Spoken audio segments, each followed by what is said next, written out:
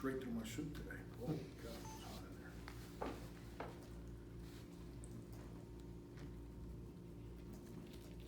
there.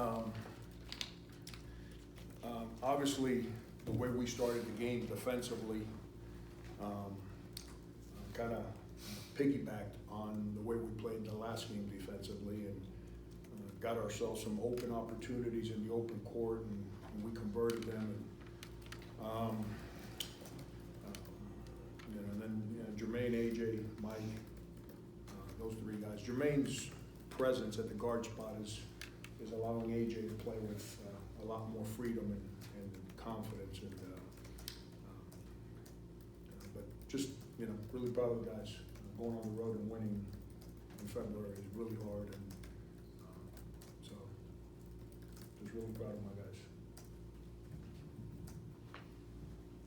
Frank, I know you talked on Monday about doing some different things defensively, and you weren't going to necessarily talk about specifics, but how do you feel like those things worked, and especially on Edwards? Yeah, I thought we were the little wrinkles, for lack of better words, that we tried to implement. I thought we were real good with them. I thought our attention to detail was really good. They got us, because they're constantly cutting from all 5 spots. So they obviously got us at times on those cuts. And but when you're zoned in and you're trying to keep I can't remember his name right now, the little guard. Holy cow. Excuse me? Really? Yes, I just sorry about that. Trying to keep him out of the paint, and then you got a special talent like Anthony Edwards. It really puts a lot of stress on your help defense to be really disciplined. So I thought we were really good in that department. I thought the guys, the attention to detail was really good. You know the importance on getting shots that were your strengths. How pleased were you to be able to get into the paint and stuff like that? Yeah, I thought we rebounded the ball extremely well today. That was a big part of our game plan. Was open court, be as aggressive as you want to be. If their defense is set, we got to make them move to get them out of the paint, and then we can't settle. I thought late in the first half, our guards started trying to go against set defense without running offense. But I thought we did a pretty good job of being disciplined and not settling for certain shots. And our bigs couldn't convert a layup today. Like we got it in there when we got offensive rebound, we couldn't make a layup. But when you play with effort and toughness and discipline, your team usually gets rewarded, and I thought we did that today. Coach, this is the 7th loss in the last 8 games for Georgia, and the worst of those so far in terms of how they performed. Do you have days? You remember having days like this your first 3 years when you got South Carolina? Yeah, I tell people all the time. My second year at K-State, my second year at South Carolina were my 2 hardest years. It's hard because you got returning players that are still trying to find the confidence to go win, and you got young guys trying to figure it out, and it's just really hard. And then this league, I say this all the time, this league doesn't get the credit it deserves. I coached in other leagues, and then I was a young guy in this league. I was blown away how hard winning in this league was. That's why I don't take a single game for granted. I'm not the biggest cheerleader in the world. You don't see me running around and chest bumping and high-fiving and all that. It's just not who I am. I like celebrating after the fact, not when you're in the middle of the journey. But I've got a lot of respect for every game. This league humbles you. It's really hard to win in this league. They'll be fine. I'm talking my second year at both schools, hardest year I've got, just because your leadership's not there. And the biggest part is, and I don't want to speak for Tom's team because I'm not there. I don't know what he's battling. But the biggest thing I've battled both years is there's no leadership. You're trying to find the guy that gets it, that he can take the bull by the horn and help you. And the reason, like for us now this year, the reason Cousineau can do it is because for 2 months he spent watching Coach Sar, Justin Minaya, who's not with us anymore, AJ Lawson, Keyshawn Bryant, they've been through it. But it's second year's hard.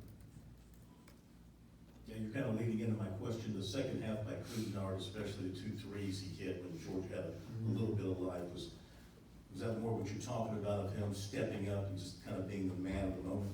Just his mindset, Phil. I mean, he defensively, you know, he made some mistakes on offense, but he's a freshman. You know, I'm asking him to be aggressive, but don't make mistakes. That's hard to do. But his mindset has created a personality for our team that we didn't have before. But yes, him and AJ, they made 3 threes, and it was all when Jordan, I think they cut it to 14 or something like that. And, you know, that's Jermaine. You know, he shot it real well practice yesterday.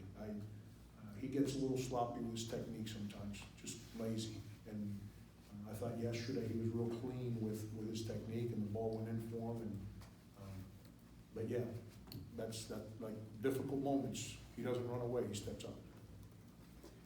Staying on the topic of Jermaine for a second, Yeah. what do you learn about him going up against an Everett's kind of taking that primary defensive responsibility, or does it just kind of reinforce some of the stuff you already know about him, watching him take on that kind of player in this kind of environment? Yeah, Jermaine still defensively. That's what you're asking me. Yeah. Defensively, he's nowhere near where he needs to be. Mhm. He makes up for a lot of mistakes with his just grit. Mhm. He's got this relentless pursuit of the ball, and he doesn't contact, physicality, none of that phases him. But he's still not defensively. There's times I just put my head down, because it's like, holy cow. But he makes it. That's part of the deal. You know, Chris Silva was like that. Sedarius was like that. They're first year guys. What gets those guys over the hump is the physicality and that relentless pursuit of the ball they play with. And that's what Jermaine is.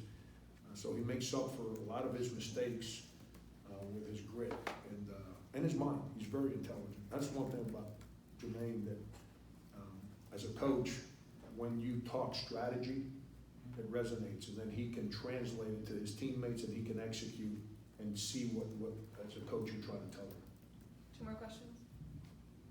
From Goodyear 7 wins, now in SEC play, I think 5 will come with double digits, and the other 2 were against Arkansas and Kentucky. Just how pleased are you with just the day-to-day consistency you're getting from your team, especially since conference play started? Yeah, and even against Ole Miss the other day, I thought our spirit, I didn't think we played bad, I just thought our spirit was down because of what I explained. When our guys found out on Monday Justin Minaya will be shut down for a while, I think it hurt our spirit. We weren't as enthused and energetic about that practice and the next day, but we've played good ball for a while. If you hit rewind, those of you guys that cover us every day, and you eliminate the day of the Stetson game, you go back for a while, we've played really good. I mean, we went into Virginia and guarded and scored 70 whatever against Virginia. Went to Clemson and beat them double figures. We've made tremendous progress as a team, and you know, we've tried to. That's where I'm really proud of them. You know, we lost Keyshawn to a knee, then he comes back, we lose him to a concussion, we lose him to a knee, we lose Jalen to a knee, we lose Justin to a thumb, we lose Jermaine to his back. You know, we've had to kind of figure out a way to keep pissing. There's my Freudian slip again. That's 2 days in a row. That's it, that's perfect. Piecing it together. And, you know, we need that. You guys see my last press conference? That one's a lot, but that one was I really thought it embarrassing. made sense the way you said it the first time. This one was good. The one from the other day, that was embarrassing. But we just gotta knock on wood, stay healthy, but we've played good ball. You know, when we make jump shots, it makes us that much better. From your point of view, how much has Jermaine helped AJ, since Jermaine's taken over the point guard responsibilities, how much of a burden do you think that's taken off AJ? Hands down. And AJ can play point, but he's really young, and that's why early in the year I was trying to play Jair because he's older, but I just wasn't happy with how we were playing, so I put AJ at the point. And then he played okay for a couple games, but then, you know, he's not. When you watch him play now, he's smiling, he's jumping around, he's aggressive, he's talking. he just kind of got swallowed up with the burden of responsibility of having to lead, back in, December. And, Jermaine don't care, I'm just telling you, Jermaine's one of those special guys that way. I knock on wood that he, continues to grow and stays healthy. And just like my son was in college and makes the right decisions off the court. So he doesn't run himself into any inconsistency. He stays grounded and connected with who he is and what we're doing. Jermaine's one of those special people that includes confidence, like he just makes everyone feel better. And he, like I've told you guys, he'll confront too now. He's not just being positive sometimes, he confronts. And I think it's taken that burden off AJ's plate a little bit, and now AJ's able to just relax and play more like the player that we all knew he could be for us. Thanks, everybody. Thank you.